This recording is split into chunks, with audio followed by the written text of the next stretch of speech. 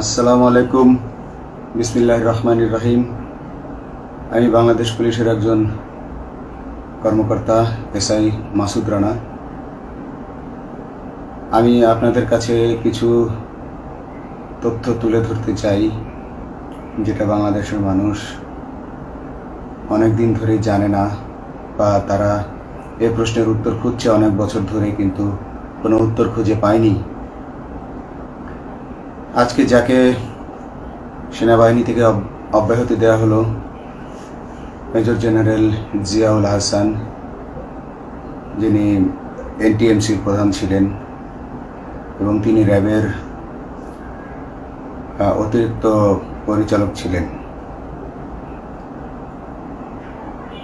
অতিরিক্ত পরিচালক অপারেশন। তিনি মেজর থাকতেই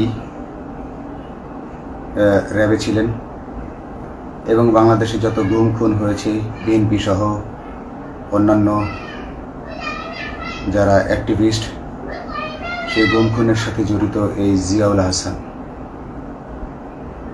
অনেক নেতাদেরকেই র্যাবের কালো গাড়িতে করে সিভিলে ধরে আনা হতো, এনে র্যাব ওয়ানের গোপন আস্তানায় তাদেরকে আটক রাখা হতো। এরপর তাদেরকে সময় মতো অজ্ঞাত স্থানে নিয়ে তাদেরকে হত্যা করা হতো এবং অজ্ঞাত স্থানেই তাদের লাশ হয়তো নদীতে ডুবিয়ে দেওয়া হতো, নয়তো তাদেরকে দাফন করা হতো, নয়তো অ্যাসিডের মাধ্যমে তাদের লাশকে গলিয়ে দেওয়া হতো। আমি 2014 অক্টোবর থেকে 2017 ডিসেম্বর পর্যন্ত র্যাব সদর দপ্তরে কর্মরত ছিলাম। তখন র্যাবের ডিজি ছিলেন বেনজির, যিনি আজকে দেশের হাজার হাজার কোটি টাকা চুরি করে, পুলিশের হাজার হাজার কোটি টাকা চুরি করে পালিয়ে গেছেন বিদেশে। তো আমি দেখেছি অনেক মানুষকে কিভাবে অন্যায়ভাবে গ্রেফতার করে নিয়ে গুম করে রাখা হতো। আমি রিসেপশনে ডিউটি করতাম। গুম হয়ে যাওয়া মানুষের স্বজনেরা আমার কাছে আসতো, কিন্তু আমাদেরকে কঠোর নজরদারিতে রাখা হতো। সিসি ক্যামেরার আওতায় ছিলাম, তাদের সাথে আমরা ওভাবে কথা বলতে পারতাম না। তাদেরকে কোনো তথ্য দেওয়া নিষেধ ছিল আমাদের জন্য।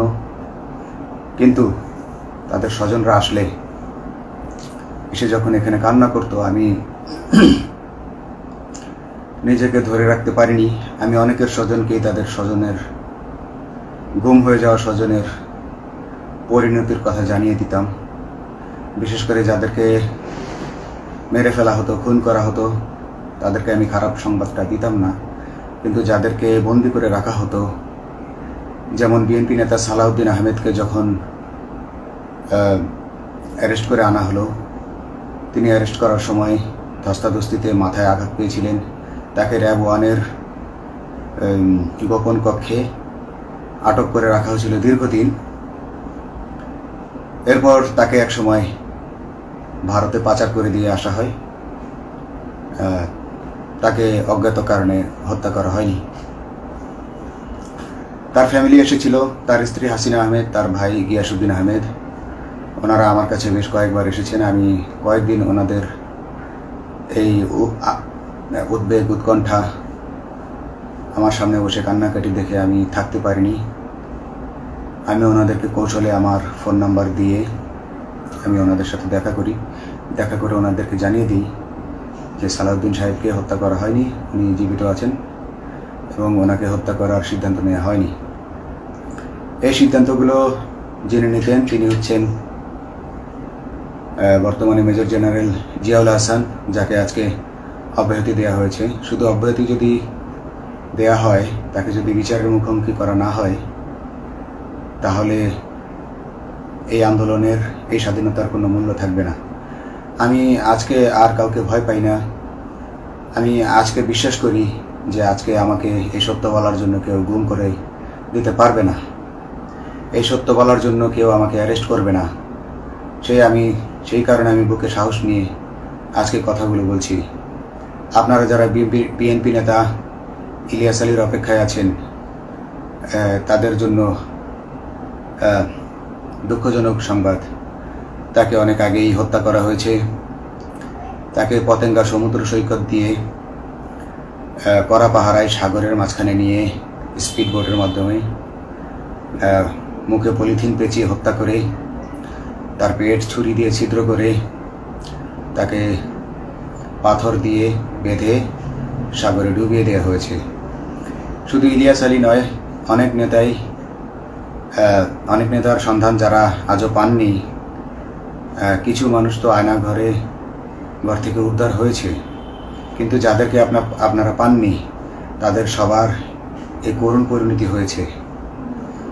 আমি যদিও তারা এই কাজগুলো অতি গোপনে করত এবং র্যাবের অন্যান্য শাখার কর্মরত কর্মকর্তা কর্মচারীরা এটা জানতো না, কিন্তু আমি অত্যন্ত বিচক্ষণভাবে আমি এই খবরগুলো নিতাম, কারণ আমি জানতাম এগুলো একদিন আমি প্রকাশ করতে পারবো।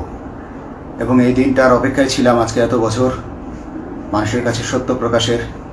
বাংলাদেশের মানুষ জানুক যে কারা খুনি, কারা এত মানুষকে গুম খুন করেছে, এই দেশ থেকে এই দেশে ত্রাসের রাজত্ব কায়েম করেছে।